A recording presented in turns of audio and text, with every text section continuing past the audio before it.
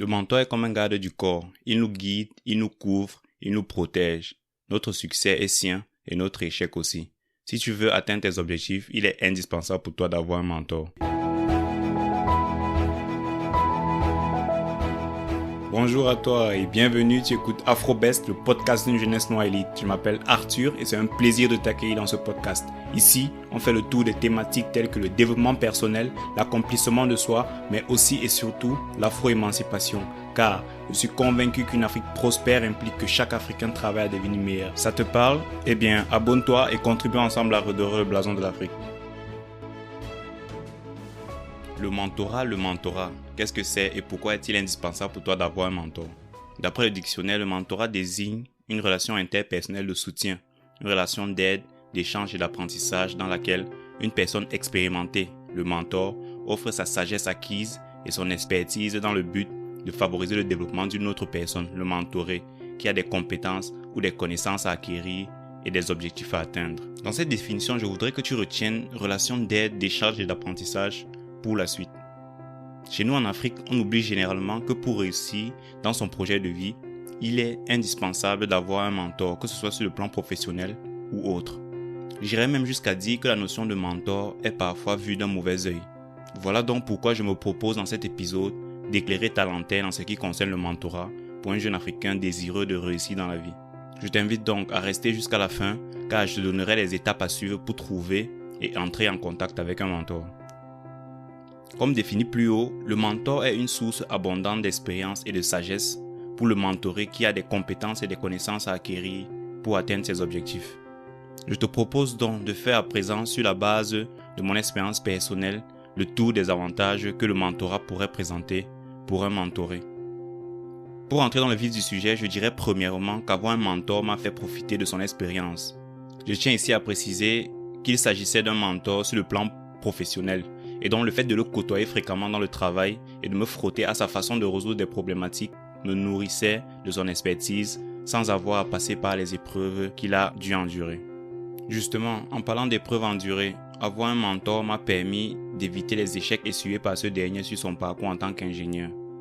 Un mentor est donc en quelque sorte un éclaireur pour le mentoré car sur le chemin du succès, il l'empêche de tomber dans les mêmes pièges que lui, de commettre les mêmes erreurs et ainsi de gagner en temps.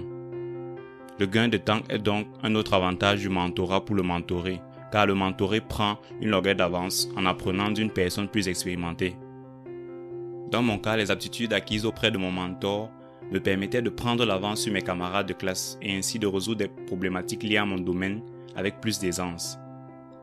Un autre avantage, et pas des moindres, est l'assurance et la motivation que te donne le fait d'avoir un mentor, car tu vois en ce dernier ce que tu veux devenir plus tard et donc tu doutes moins du réalisme de tes espérances. De plus, du fait de ses conseils, tu as un plan d'action plus précis vers tes objectifs. Un mentor est un réel soutien car lorsque tu fais face à des difficultés ou à un blocage, il te débloque généralement d'un simple mot. Il te dit, si c'est le cas, que ce que tu penses être un blocage arrive en fait à tout le monde. Bref, ton mentor est ton soutien par excellence. Pour finir avec les avantages, je dirais que ton mentor te fait profiter de son réseau car quand il s'agit d'un mentor sur le plan professionnel comme c'était le cas pour moi, ce dernier peut te faire la faveur d'assister à des réunions et des rencontres professionnelles. Mon mentor allait jusqu'à me présenter comme étant l'un de ses collaborateurs, ce qui m'ouvrit beaucoup de portes et me donna une certaine notoriété dans mon domaine d'activité.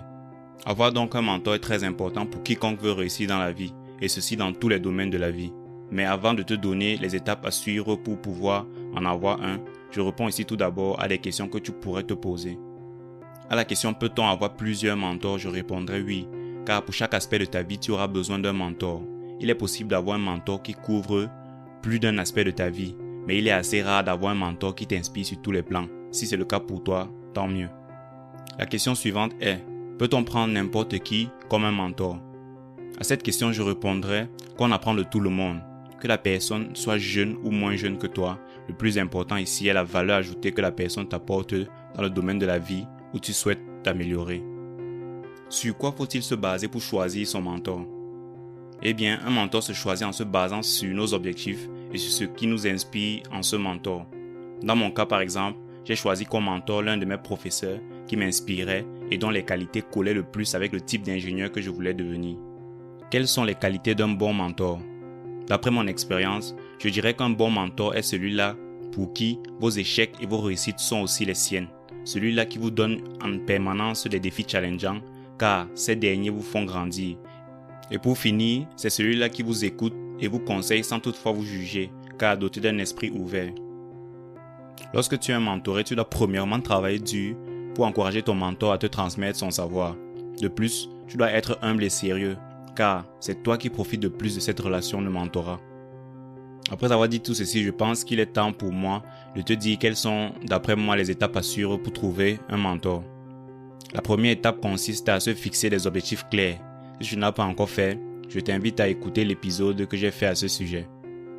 Deuxième étape, cherche des personnes qui ont déjà atteint ce que tu te donnes pour objectif d'atteindre ou qui sont déjà le type de personnes que tu voudrais être. Troisième étape, parmi ces personnes, choisis celles avec qui tu as le plus de valeurs en commun. Je tiens à noter ici qu'il n'est pas obligatoire d'avoir des valeurs en commun avec ton mentor. Je m'explique.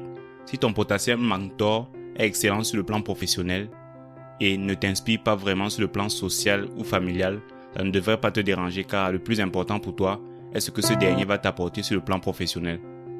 Quatrième et dernière étape, rassure-toi avant d'essayer d'entrer en contact avec ton mentor d'avoir quelque chose à lui apporter en échange.